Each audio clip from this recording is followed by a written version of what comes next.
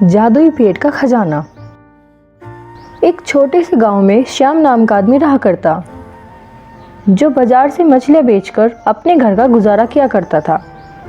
श्याम की पत्नी अनीता, जो बहुत कंजूस और लालची इंसान थी, जिसे बस पैसों से प्यार था।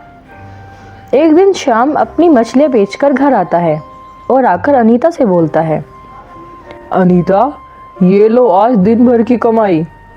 बस इतने से रुपए? आज क्या मछली कम पकड़ी थी तुमने? नहीं नहीं, आज तो मैंने और दिन से ज्यादा मछलियां पकड़ी थी और अच्छे दामों में भी बिक गई। और देखो, रोज के मुकाबले कितनी अच्छी कमाई हुई है। अरे, क्या इतने से पैसों को तुम अच्छी कमाई बोलते हो? हे भगवान, तुम्हें कब अकल आएगी? लोग तुम्हारे सीधेपन का बहुत फायदा उठाते हैं। अगर तुम इन्हीं मछलियों को ज्यादा पैसों में बेचते तो ज्यादा पैसे कमाते। नहीं अनीता, मुझे ईमानदारी से ही काम करना अच्छा लगता है। सभी लोग मुझसे मेरी ईमानदारी की वजह से सामान खरीदते हैं। हाँ, सही कह रहे हो तुम। तुम्हारे ग्राहक तुमसे बहुत खुश रहते होंगे, लेकिन मैं नहीं हूँ। देखो, अब मैं इस गरीबी को और नहीं झेल सकती। या तो तुम मुझे ढेर सारे रुपए ला कर दो, वरना मैं अपने घर चली जाऊंगी और फिर रखना अपनी ईमानदारी को अपने पास। ये सारी बातें सुनकर श्याम को बहुत बुरा लगता है और वो बहुत उदास हो जाता है।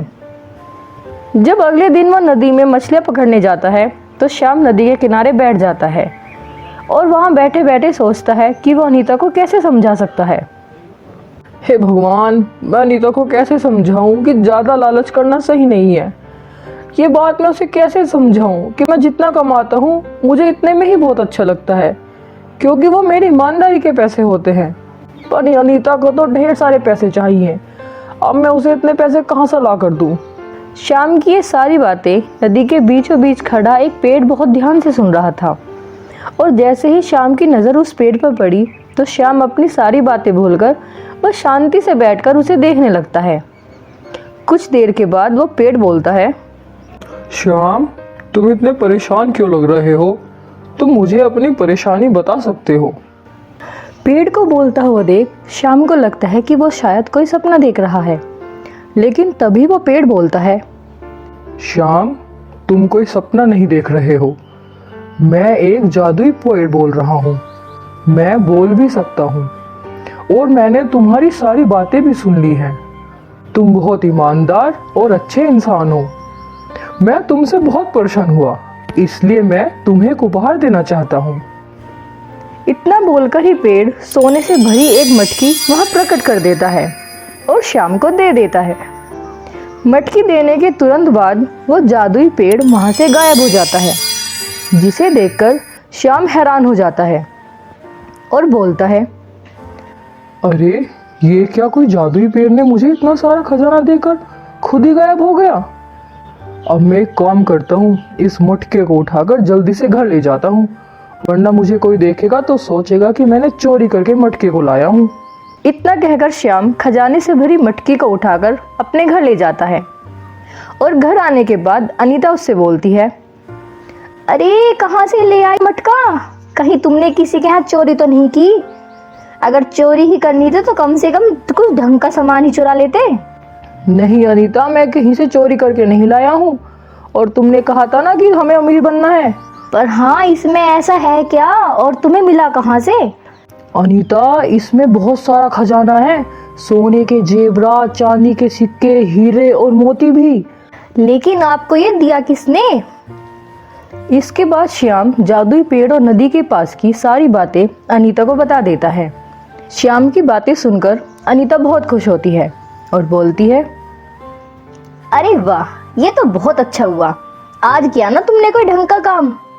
तुमने आज एक ही झटके में मेरे सारे सपने पूरे कर दिए। आज तो तुमने कमाल कर दिया। आज तो मैं बहुत खुश हूँ।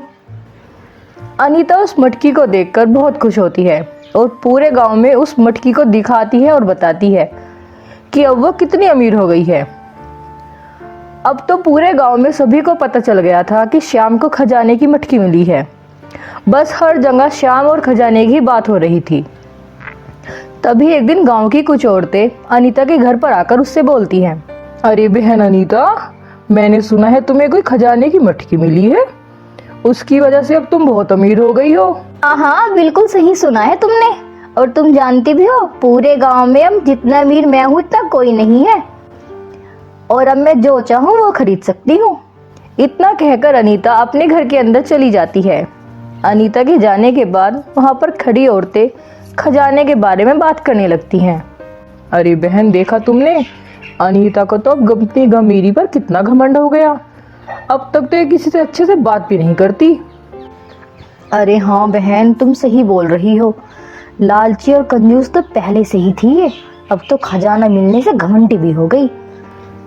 गांव की औरतों की सारी बातें खड़ा हुआ बंटी नाम का आदमी सुन रहा था और ये सुनकर अपने आप से बोलता है, कई दिनों से सुन रहा हूँ शाम को खजाना मिला है, पर आज तो अनीता के मुंह से सुनकर इस बात पर पूरा यकीन हो गया। क्यों ना आज रात को अनीता के घर से मटकी चोरी कर लूं। वैसे भी कई महीनों से कोई बड़ा माल हाथ नहीं लगा। उसी रात को बंटी श्याम के घर से खजाने की मटकी को चुरा लेता है।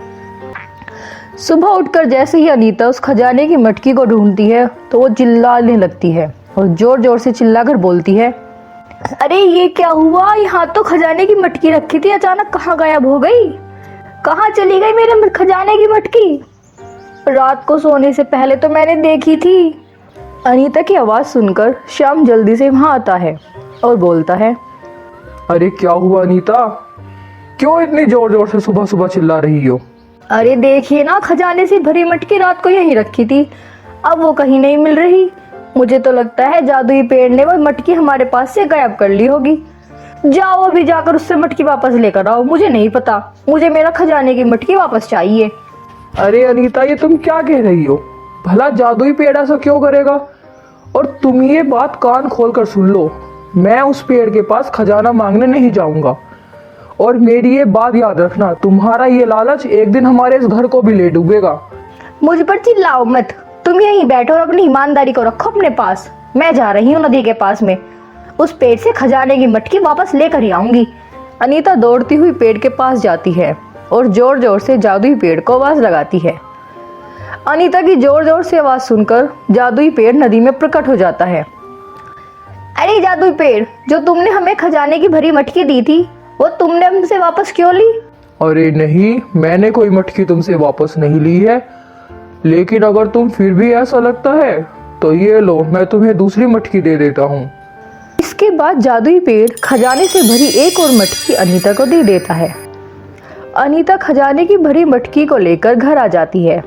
उसे देखकर बहुत खुश होती है और बोलती है, अरे वाह, मजा आ गया, मुझे तो वापस खजाना मिल गया, अब तो दोबारा से अमीर हो जाऊंगी।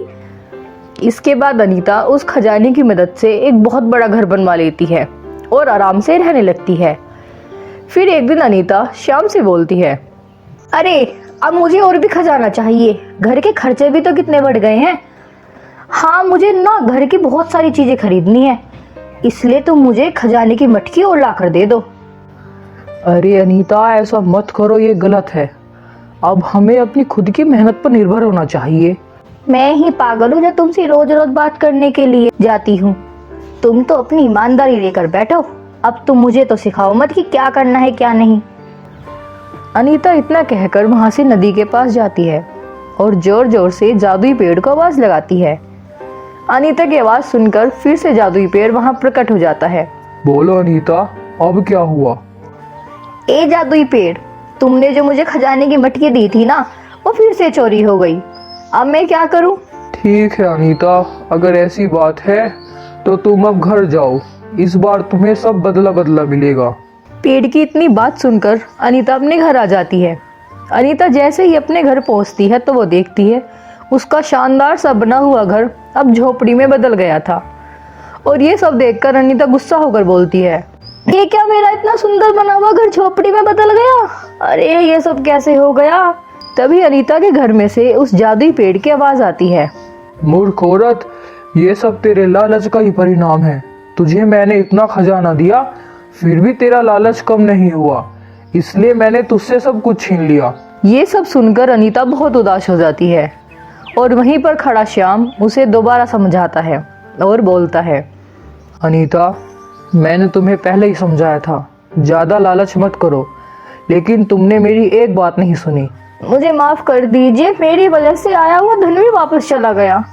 आज मैं समझ गई हूँ कि लालच का परिणाम कितना बुरा होता है। अब आगे से मैं कभी लालच नहीं करूँगी। इसके बाद श्याम और अनीता अपने पुराने घर में चले जाते हैं और अपनी कमाई में ही खुशी से रहने लगते हैं। यहीं पर हमारी कहानी खत्म हो जाती है। अगर आपको हमारी कहानी अच्छी लगी हो तो हमारी वीडियो को लाइक करें और ऐसे ही जादुई कहानी देखने के लिए हमारे चैनल को सब्सक्राइब करें।